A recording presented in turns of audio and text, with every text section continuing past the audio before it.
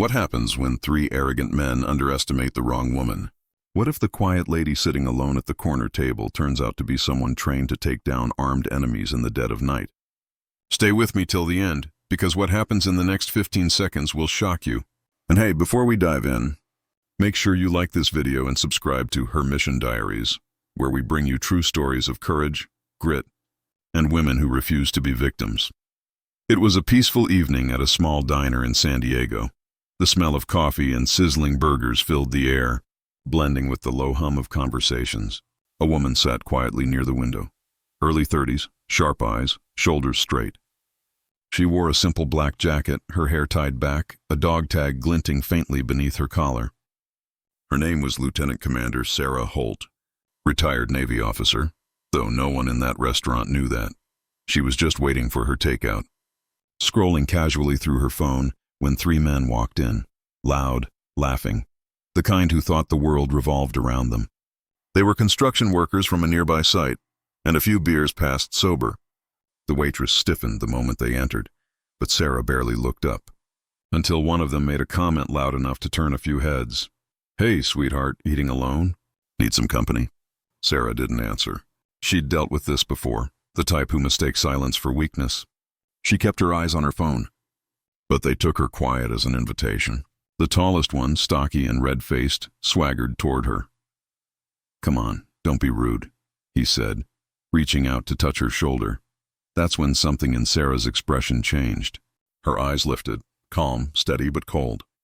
"I'd move that hand if I were you," she said quietly. The man chuckled. "Or what?" It happened in a blur. The next few seconds were faster than anyone could comprehend. The man's hand barely brushed her jacket before she stood, fluid, precise, like a spring released. She twisted his wrist, flipped him over the table, and in one motion, his drink crashed to the floor as he hit the tiles with a groan. His two friends froze, stunned. The diner fell silent. Sarah's stance shifted, controlled, grounded. "You've got two choices," she said softly. "Leave now, or I'll make sure you do. But pride is louder than reason." The second man lunged at her, swinging wildly. Sarah sidestepped, used his momentum, and he hit the floor beside his friend. The third hesitated, then charged. She pivoted, swept his legs, and he went down hard, gasping for air. 15 seconds. That's all it took.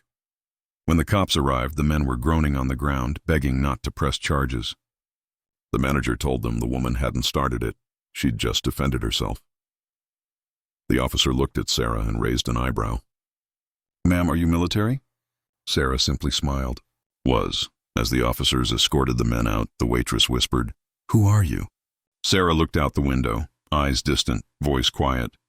"Just someone who doesn't like bullies.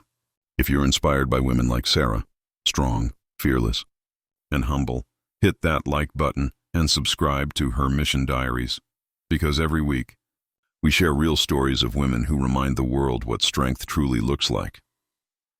The next morning, a local newspaper picked up the diner incident. The headline read, "Three men try to harass woman. She turns out to be Navy veteran." It went viral online. Comments flooded in, some calling her a hero, others saying she should have walked away. But Sarah didn't care for attention. She hadn't acted to make headlines. She'd acted because that's who she was. A week later, Sarah was invited to speak at a community self-defense class for women. She hesitated at first. She'd left that life behind years ago, after losing two teammates on her final mission. But something about the diner incident rekindled a fire she thought she'd buried. Maybe her mission wasn't over yet. That evening, she stood before 20 women of different ages, nervous, uncertain, but determined. She began quietly. "I'm not here to teach you how to fight," she said. "I'm here to remind you that you can." She showed them how to stand, how to block, how to use their strength smartly, not forcefully. With every move, confidence replaced fear. When one woman, a mother of two, broke down and said, "I don't think I could ever be as strong as you," Sarah placed a gentle hand on her shoulder. "You already are," she said. "You just forgot." By the end of the session, laughter filled the room. The timid ones were smiling, standing taller. And Sarah, for the first time in years, felt peace. She realized that power isn't in what you can do to others, but what you can help others believe they can do for themselves. Weeks later, the diner manager called her. "People keep asking about you," he said. "You've become something of a legend here." Sarah chuckled. "I'm no legend. Just a woman doing her part." That night, as she watched the sunset over the Pacific, she thought about her fallen teammates. She whispered softly into the wind, "Mission never ends, does it?" No one answered, but she smiled anyway. Because she knew strength doesn't retire, courage doesn't fade, and kindness, backed by discipline, is the most powerful weapon of all. If this story touched your heart, show your support. Hit that like button and subscribe to Her Mission Diaries. Join our community of people who believe that every woman carries the heart of a warrior, even if the world doesn't see it yet, because in the end, some heroes don't wear uniforms anymore. But they never stop protecting others.